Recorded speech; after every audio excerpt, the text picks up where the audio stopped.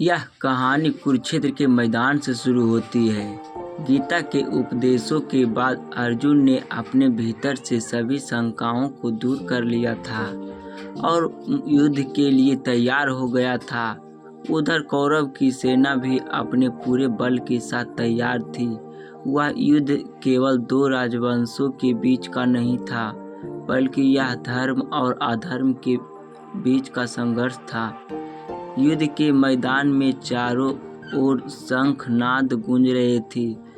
रथों के पहिए जमीन पर धूल का गुबार उड़ रहे थे और तलवारों की चमक से आसमान को रकीम कर दिया था। भीष्म, द्रोण, कर्ण जैसे महारथियों ने अपनी प्रतिज्ञा कर ली थी कि पांडवों को हराने के लिए वे कुछ भी करेंगे। युद्ध शुरू होते ही ऐसा लगा मानो धरती कांप रही हो। सैनिकों एक दूसरे पर टूट पड़े, तलवारों चमकने लगी, बाण हवा में सनसनाते हुए निकलने लगे। गदाओं और भालों की टकराहट से ध्वनि गूंज उठी। यह दृश्य भयानक था। हर तरफ केवल रक्त, शव और मृत्यु की गंध थी। महाभारत के इस युद्ध में भाइयों ने भाइयों का संहार किया। पिता ने अपने पुत्रों को मारा और गुरुजी ने अपने शिष्यों का वध किया। युद्ध का एक ऐसा दिन आया जब पांडवों ने वह तय किया कि अगर भीष्म को रोका नहीं गया तो यह युद्ध कभी समाप्त नहीं होगा। भीष्म महाभारत के सबसे महान योद्धाओं में से एक थे। वह अमर थे और जब तक उन्होंने यह निश्चय नहीं किया कि वह मरने चाहते हैं, तब तक उन्हें कोई मार नहीं सकता था। पांडवों ने यह योजना बनाई कि भीष्म को शिखंडी के सामने लाया जाए, क्योंकि भीष्म शिखंडी को कभी नहीं मारेंगे। शिखंडी पूर्व जन्म में एक स्त्री थी और वे भीष्म ने प्रतिज्ञा ली थी कि वह स्त्री पर कभी हथियार नहीं उठाएंगे। अर्जुन ने शिखंडी की आड़ में खड़े होकर भीष्म पर बाणों की वर्षा शुरू कर दी। भीष्म के शरीर में सैकड़ों बाण धंस गए थे। वह घायल होकर रथ से गिर पड़े थे, लेकिन उनकी आत्मा ने अभी तक शरीर नहीं छोड़ा। उन्होंने कहा कि जब तक सूर्य उत्तरायण नहीं हो जाता, वह मृत्यु को स्वीकार नहीं करेंगे। यह दृश्य किसी भी योद्धाओं के लिए हृदय का विदारक था। भीष्म का शरीर बाणों की शोभा पर पड़ा था।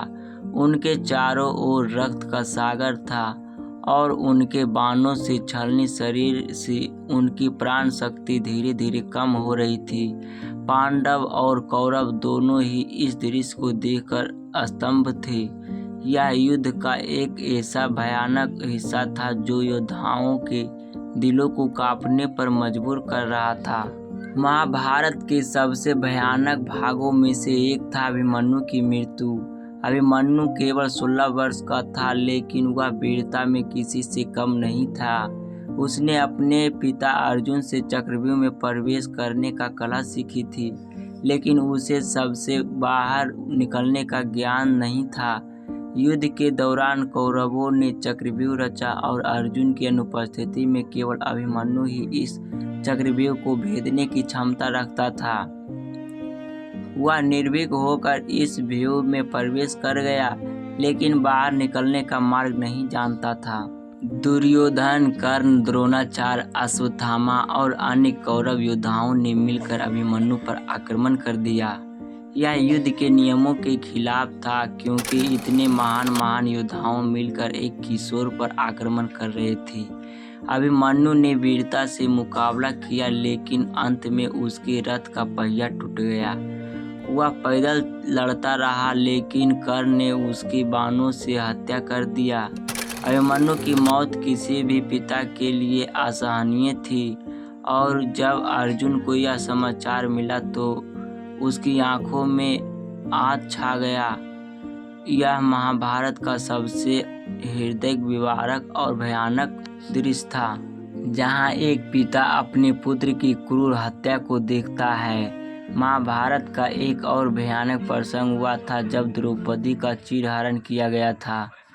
जुए के खेल में पांडव अपनी सब कुछ हार चुके थे यहाँ तक कि अपनी पत्नी द्रौपदी को भी। दुर्योधन ने द्रौपदी को सभा में बुलाया और दुशासन को आदेश दिया कि वह द्रौपदी का चीरहरण करे। दुशासन ने द्रौपदी के वस्त्र खींचते हुए शुरू किया और द्रौपदी ने अपने सम्मान की रक्षा के लिए भगवान कृष्ण से प्रार्थना की। कृष्ण ने अपनी लाज बचाई, लेकिन इस घटना ने पूरे सभा का धर्म संसार कर दिया। यह दृश्य न केवल द्रौपदी के लिए बल्कि पूरे मानवता के लिए भयानक था। वह जहाँ एक स्त्री का अपमान उनके पति और परिवार के सामने किया जा रहा था। इस अपमान ने द्रौपदी के भीतर प्रतिशोध की ज्वाला जला दी और उसने प्रतिज्ञा की कि वह जब तक अपने बाल नहीं बांधेगी, जब तक दुशासन का रक्त उसके बालों पर नहीं लगेगा। महाभारत का अंत भले ही पांडवों की जीत के साथ हुआ, लेकिन यह जीत भी खून से लथपथ थी। दुर्योधन की हार के बाद अश्वत्थामा ने अपने पिता द्रोणाचार्य की मृत्यु का बदला लेने के लिए वह एक भयानक योजना बनाई। उसने रात में पांडवों के शिविर में घुसकर सोते हुए पांडवों के 5 पुत्र का वध कर दिया। उसने उन्होंने पांडव समझकर मारा और जब द्रौपदी ने यह देखा तो उसकी आंखों में आंसू बह निकले। यह घटना किसी भी माता के लिए अत्यंत दुखद थी जिसने अपने पुत्र को इस क्रूरता से खो दिया हो। अश्वत्थामा ने केवल पांडवों के पुत्रों का वध किया, बल्कि उसने ब्रह्मास्त्र का प्रयोग भी किया। अर्जुन और अश्वत्थामा दोनों में ब्रह्मास्त्र चलाया, लेकिन महर्षि व्यास ने हस्तक्षेप से अर्जुन ने उन्हें वापस लिया। अश्वत्थामा ने ब्रह्मास्त्र को अभिमन्यु की गर्भवती पत्नी उत्तरा के गर्भ पर चला दी ताकि पांडव का वंश समाप्त हो जाए। भगवान कृष्ण ने उत्तरा के गर्भ से पाल रहे शिशु की रक्षा की, लेकिन इस घटना ने महाभारत के भयानक को और भी गहरा बना दिया। महाभारत केवल एक युद्ध का वर्णन नहीं है, बल्कि यह मानवीय भावनाओं, उनके संघर्षों और उनके निर्णयों का अध्ययन है। इस भावनाओं में भयानकता, क्रूरता और रक्तपात देखने को मिलता है, जहां हमें यह सोचने पर मजबूर करता है कि मानवता के नाम पर हमने कितने अत्याचार किए हैं। महाभारत का यह भयानक हिस्सा न केवल हमारे भीतर के भय और असुरक्षा को उजागर करता है, बल्कि हमें यह भी सिखाता है कि हमें धर्म और अधर्म के बीच संघर्ष में किस प्रकार से निरंतर परिणाम हो सकते हैं। यह कथा हमारे भीतर एक अस्थायी छाप छोड़ती है, जो हमें जीवन के गहरे और कठिन प्रश्नों का सामना करने के लिए प्रेरित करती है।